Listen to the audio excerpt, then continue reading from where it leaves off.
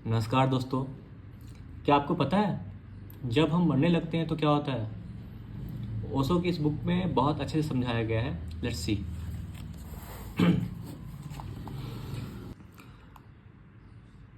मौत में क्या होता है? प्राणों की सारी ऊर्जा जो बाहर फैली हुई है, विस्तीर्ण है, वह वापस सिकुड़ती है, अपने केंद्र पर पहुंचती है।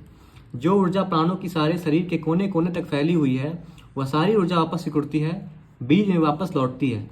जैसे एक दिए को हम मंदा करते जाएं, धीमा करते जाएं, तो फैला हुआ प्रकाश सिकुड़ आएगा, अंधकार गिरने लगेगा, प्रकाश सिकुड़कर फिर दिए के पास आ जाएगा। अगर हम और धीमा करते जाएं और धीमा करते जाएं, तो फिर प्रकाश बीज रूप में अनुरूप में निहित हो जाएगा, अंधकार घेर लेगा। प्राणों की जो ऊर्जा फैली हुई है जीवन की, वह सिकुड़ती है, वापस लौटती है अपने केंद्र पर। नई यात्रा के लिए फिर बीज बनती है, फिर अणु बनती है। यह जो सिकराव है, इसी सिकराव से, इसकी संकुचन से पता चलता है कि मैं मरा, क्योंकि जिसे मैं जीवन समझता था वह जा रहा है, सब छूट रहा है, हाथ पैर शिथिल होने लगे, श्वास खोने लगी, आँखों ने देखना बंद कर दिया, कानों ने सुनना बंद कर दिया।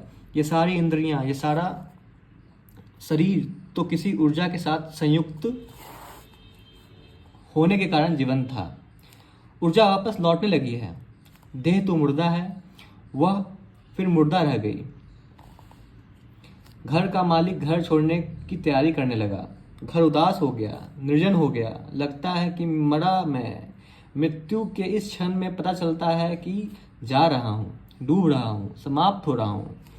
और इस घबराहट के कारण कि मैं मर रहा हूँ, इस चिंता और उदासी के कारण, इस पीड़ा, इस एंग्विश के कारण, यह एंजाइटी कि मैं मर रहा हूँ, समाप्त हो रहा हूँ, यह इतनी ज़्यादा चिंता पैदा करती है कि